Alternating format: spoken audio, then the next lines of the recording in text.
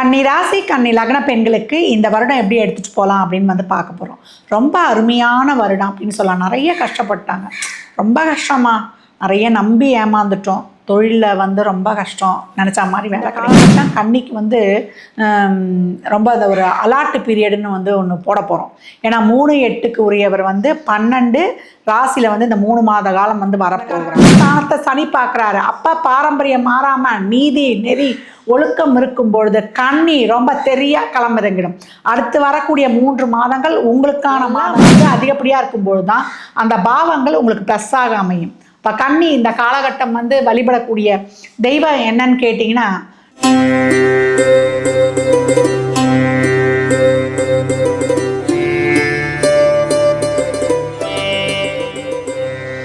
கன்னி ராசி கன்னி லக்ன பெண்களுக்கு இந்த வருடம் எப்படி எடுத்துகிட்டு போகலாம் அப்படின்னு வந்து பார்க்க போகிறோம். ரொம்ப அருமையான வருடம் அப்படின்னு சொல்லலாம். நிறைய கஷ்டப்பட்டாங்க, ரொம்ப கஷ்டமா, நிறைய நம்பி ஏமாந்துட்டோம். தொழிலில் வந்து ரொம்ப கஷ்டம், நினச்சா மாதிரி வேலை கிடைக்கல.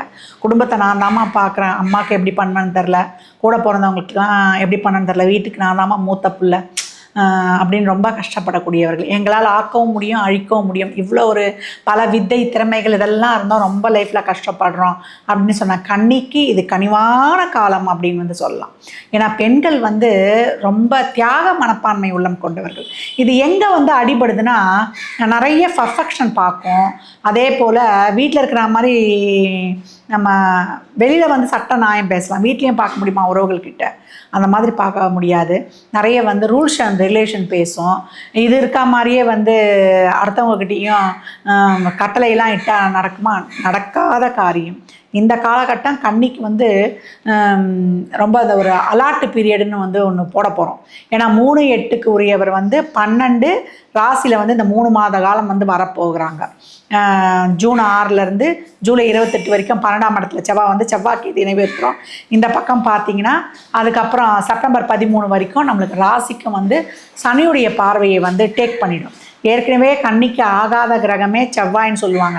ஏன்னா 3-8க்குரியவர், இவங்களுக்கு தான் அந்த செவ்வாய் தோஷமே அதிகமாக பாதிக்கப்படும் அப்படின்னு வந்து இந்த காலகட்டம் கணவர்கிட்ட, கணவர் உறவு சார்ந்தவங்க கிட்ட, சகோதர வழி உறவு கிட்ட, வண்டி வாகனங்களில் பயணிக்கும்போது, அடுப்பில் நம்ம வந்து வீட்டில் இருக்கிற பெண்கள் மிக்சி கிரைண்டர்னு அதை யூஸ் பண்ணும்போது கையில் ஈரப்போட போய் சுவிட்ச் பாக்ஸை போடுறது, சிந்தனையை வேறு எங்கேயோ வச்சுட்டு இங்கே வீட்டில் வேலை பார்க்குறது, இதெல்லாம் கவனம். உடல் ஆரோக்கியத்தில் கவனம். சின்ன பிள்ளைங்களாக இருந்தாலும் தனியாக விடக்கூடாது. இதே ஒரு 4-8 தசாபுதிலாம் நடக்குது, செவ்வாய் சுக்கிரன் ராகு புதன் தசாபுதிலாம் நடக்குதுன்னா ரொம்ப கவனமாக வச்சுக்கணும். சந்திர தசாபுதிலாம் நடக்குதுன்னா பெண் பிள்ளைகளை கவனமாக பார்த்துக்கணும். நம்ம இல்லாமல் பிள்ளைங்களை அனுப்பக்கூடாது, வெளியில் தனியாக எங்கேயும் தங்க விடக்கூடாது. இதே பெண்களாக இருக்க பட்சத்தில் எதிர்த்தரப்புனா கவனமாக இருக்கணும். வேலை செய்கிற இடத்துல மேலதிகாரி உடன் பணிபுரிவர்களிடம் ரொம்ப கவனமாக இருக்கணும். நம்ம ஃபேஸ்புக்கு ட்விட்டரில் ஷேர் பண்ணுற விஷயத்துலேருந்து, நம்மளை நம்ம வெளிப்படுத்துகிறதுலேருந்து, நம்ம ட்ரெஸ்லாம் நம்ம இஷ்டத்துக்கு போடணும். பிடிக்கிற ட்ரெஸ்லாம் வீட்டில் தான் போட்டு பார்க்கணும். தேவையில்லாத ட்ரெஸ்ஸை போட்டு நம்ம ஃபோட்டோவில் ஸ்டேட்டஸ் வைக்கக்கூடாது. அதே போல் ரிலேஷன்ஷிப்பில் இருக்கிறீங்க அப்படின்னீங்கன்னா அதை வந்து ஃபோட்டோ போட்டுட்டு 4 பேர் கண்ணு படுற மாதிரி வச்சா பிரேக்கப் ஆகிடும்.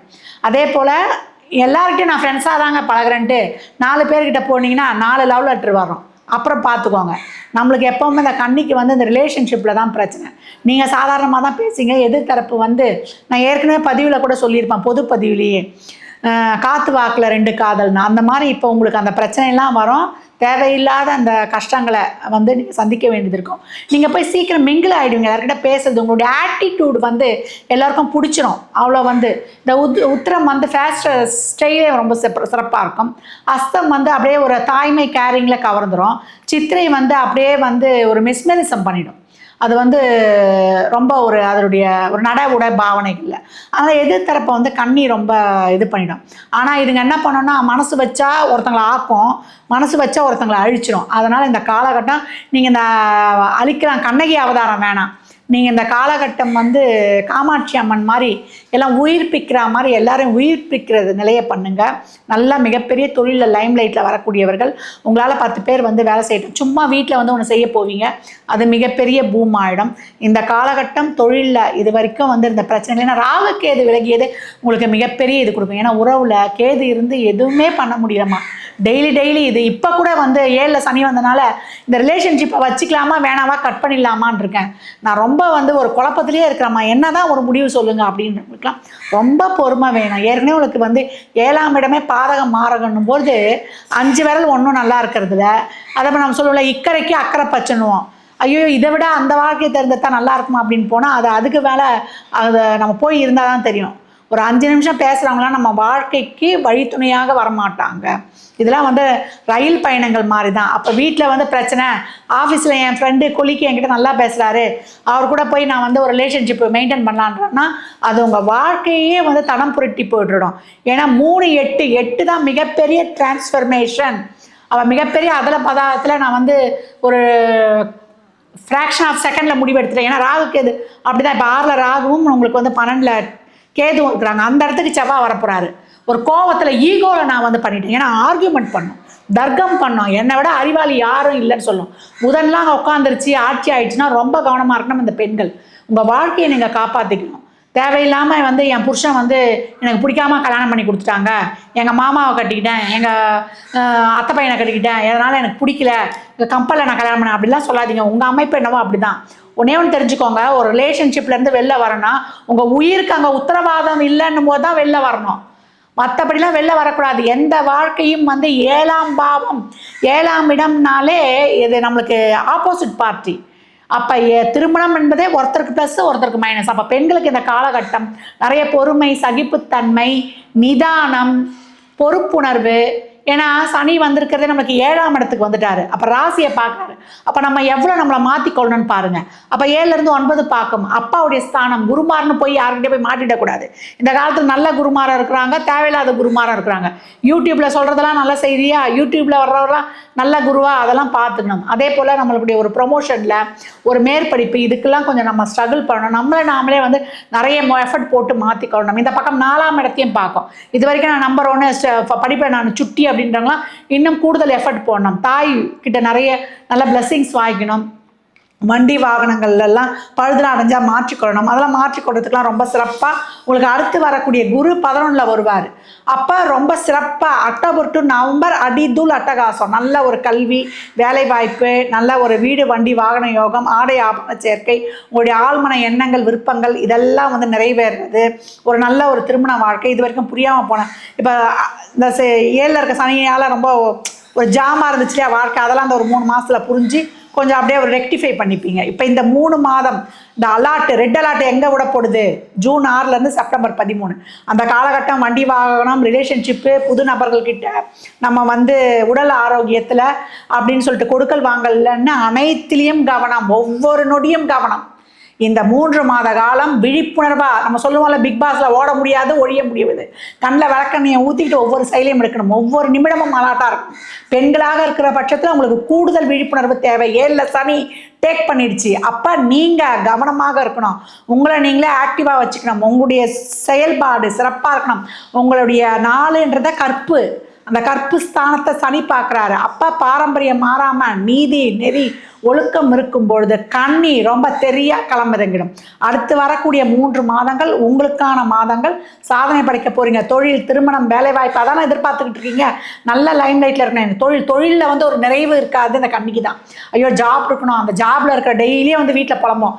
நான் சொல்கிறேனே எதனா காது கொடுத்து நீ வாங்குறியா, நீங்கள் சொல்கிறதெல்லாம் நான் கேட்குறேன்ல அப்படின்னு கதறும் கண்ணி.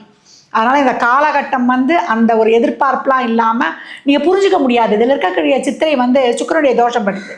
எல்லாரும் இவங்க மேலே பாசமாக இருப்பாங்க, ஆனால் அதனால் அந்த பாசத்தை வந்து உணர முடியாது. இந்த காலகட்டம் கன்னிக்கு வந்து நல்ல வந்து ஒரு பதவி உயர்வு, அங்கீகாரம் இதெல்லாம் தொழிலில் கிடைக்கிறதுலேருந்து, அதே போல் நல்ல ஒரு குழந்தை பாக்கியம், அதுக்காக மருத்துவம் பார்க்கணுன்னா அதெல்லாம் கிடைக்கிறது. குழந்தை நலன் சார்ந்த விஷயங்கள்லேருந்து நல்ல திருமண வாழ்க்கையெல்லாம் அமைகிறதுலேருந்து, அமைந்தாலும் அந்த திருமணத்தை வந்து பாதுகாப்பாக வச்சுக்கணும். 7ல் சனி வந்திருக்குது. அப்போ திருமணத்தை கொடுத்தாலும் அதை தக்க வச்சுக்கினா தான் இருக்கணும். இல்லைன்னா அதையும் கேன்சல் பண்ணிட்டு போயிடும். ஏன்னா திருமண உறவு சார்ந்த பிரச்சனை கண்ணிக்கு இருந்து கொண்டே இருக்கும்.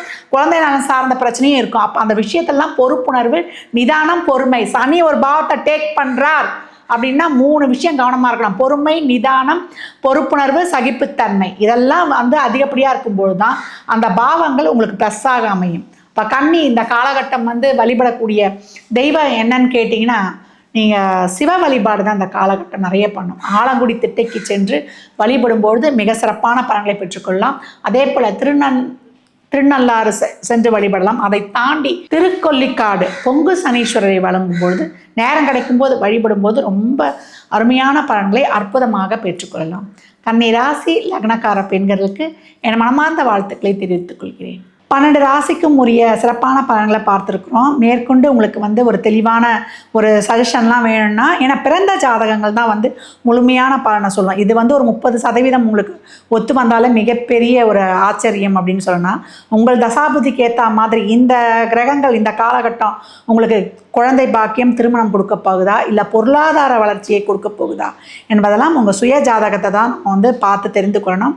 அதற்கு கீழ்கண்ட எண்ணுக்கு வாட்ஸ்அப் பண்ணுங்கள். இந்த காலகட்டம் பெண்களுக்கு ஒரு ரெட் அலர்ட் நேரம் கொடுத்துருக்கேன். செப்டம்பர் 13 வரை ரொம்ப கவனம். அதே போல் நல்ல ஒரு லைம் லைட்லாம் ஒரு சிலருக்கு அக்டோபர் டு நவம்பர்னு சொல்லியிருக்கேன். இதெல்லாம் பயன்படுத்திக்கோங்க. இதை சிறப்பாக பயன்படுத்தி கொள்வதற்கு அமிர்த நேரத்தை தவற விட்டுடாதீங்க. அமிர்த நேரம் ராகு காலத்தில் வரக்கூடிய 24வது நிமிடம். ஒவ்வொரு பதிவிலும் சொல்லியிருக்கிறேன். பெண்கள் இதை குறிப்பாக கடைப்பிடிக்கணும். செவ்வாய்க்கிழமையில் வரக்கூடிய 4 to 4:30, வெள்ளிக்கிழமையில் வரக்கூடிய 11 to 12 மௌனமாக இருந்து துர்க்கையை குங்கும அர்ச்சனை செய்து நெய் தீபம் ஏற்றி வழிபடும் பொழுது, ஆலயங்களுக்கு சென்றீங்கன்னா எலுமிச்சம்பழத்தை உதிரியாக வாங்கி ஒரு மஞ்சள் பாக்கெட்டு ஒரு குங்குமம் பாக்கெட்டோடு கொடுக்கும் பொழுது, நிறைய தான தர்மம் பண்ணும் பொழுது மிகப்பெரிய பூம் உங்கள் வாழ்க்கையில் காத்திருக்குது. மற்றும் ஒரு சிறப்பான பதிவில் சந்திக்கும் வரை தங்களிடமிருந்து விடைபெற்றுக் கொள்வது ஆதித்ய சொர்ணலக்ஷ்மி. இறையருளால் அனைத்தும் நிறைவாகட்டும்.